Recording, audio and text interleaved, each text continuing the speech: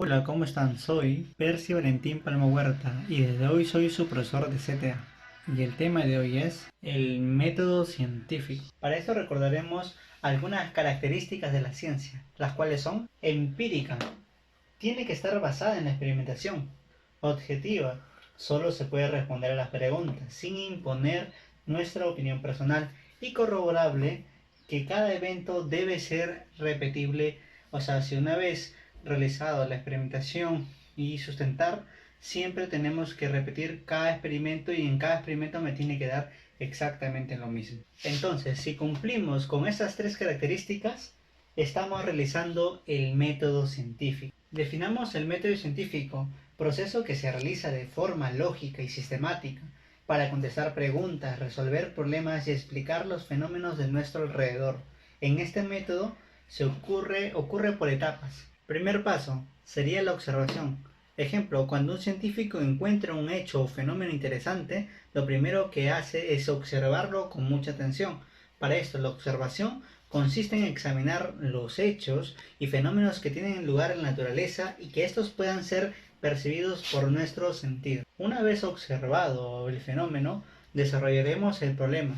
¿Y qué es el problema? Es una situación o una pregunta que tiene o que requiere una solución o una respuesta. Esta debe ser realista y ajustado a lo que observamos. Podemos utilizar preguntas como qué, cuándo, cómo y dónde. Después de las observaciones, el científico se plantea el cómo y el porqué de lo que ha ocurrido y entonces formula una hipótesis. Formular una hipótesis consiste en elaborar una explicación provisional de los hechos observados y posibles causas, una posible explicación del problema planteado. Por ejemplo, observamos que hay un detective, un maestro haciendo una clase y hay una evidencia de algún crimen. Podríamos plantearnos varias hipótesis de cómo pudo haber ocurrido el asesinato, que obviamente que hay acá, o si es que alguien lo ha pintado. Podríamos formular varias hipótesis.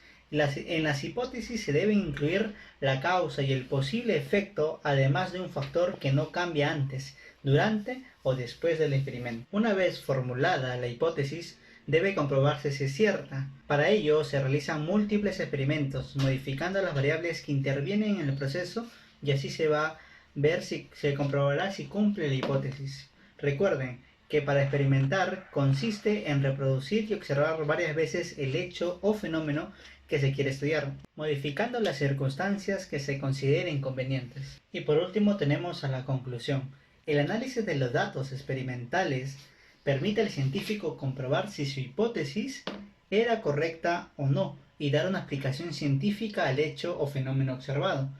La emisión de conclusiones consiste en la interpretación de los hechos observados de acuerdo con los datos experimentales. Recordar que a veces se repiten ciertas pautas en todos los hechos y fenómenos observados, y en este caso se puede enunciar una ley. Una ley científica es una formulación de las regularidades observadas en un hecho o fenómeno natural.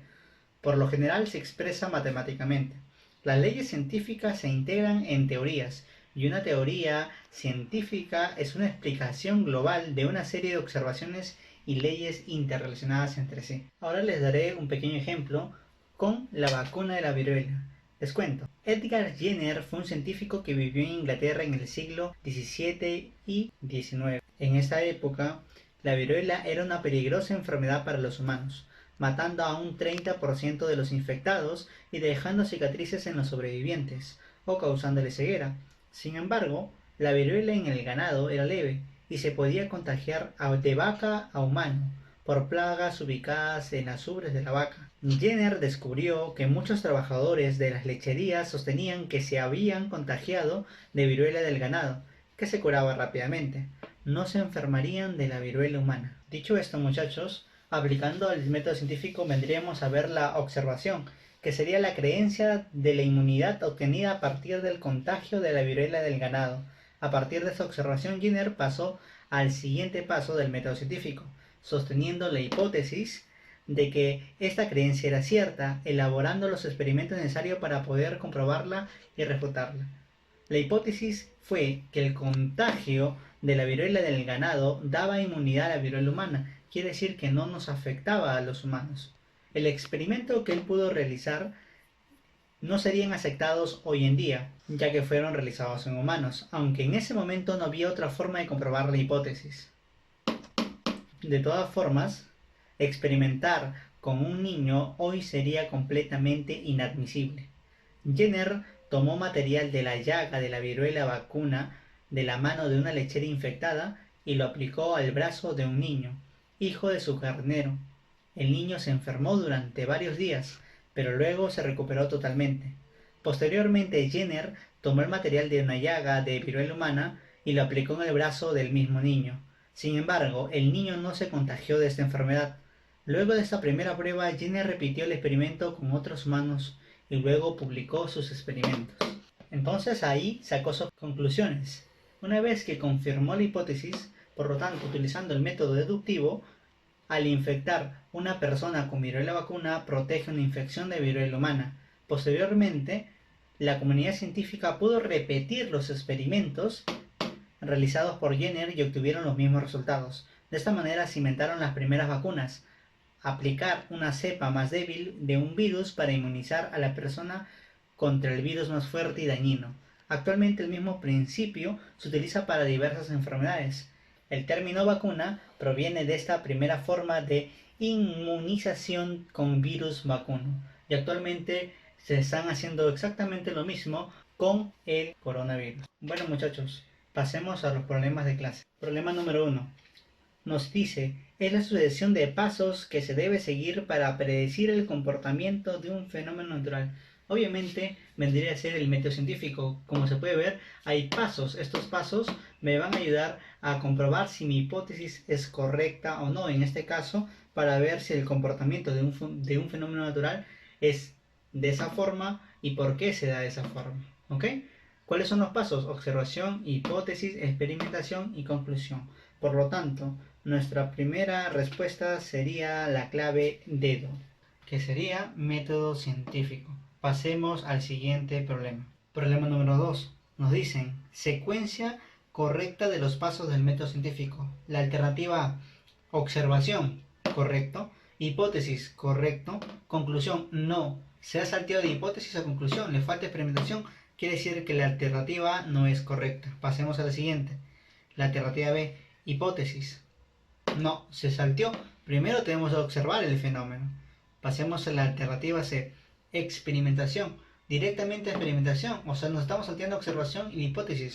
El planteamiento del problema. Entonces, esta no es correcta. Clave D, análisis e interpretación de los datos. Obviamente, para que haya un análisis debe haber tenido una experimentación. Quiere decir que no está anticipadamente la experimentación, ni la hipótesis ni la observación. La clave dedo es también falsa. La última es la alternativa E. Observación, correcto. Hipótesis, correcto. Experimentación y conclusión. Está conforme los pasos del método científico. Recuerden, tiene que estar en este mismo orden. ¿Por qué? Porque si no, no se podría ver la veracidad de estos experimentos. Por lo tanto, la respuesta de la pregunta 2 sería alternativa E de enano. Problema número 3. Nos dice, establece la teoría o ley a no ser que nuevos experimentos u observaciones indiquen fallos. ¿Quién ya establece la teoría y ley? Justamente es la conclusión, con la cual dice que nosotros ya estamos interpretando los datos que hemos tenido en la experimentación. En la conclusión vendría a ser nuestra respuesta. Por lo tanto, la alternativa de la pregunta número 3 sería B de beso. Pregunta número 4. Nos dice, si la hipótesis es correcta se transforma en...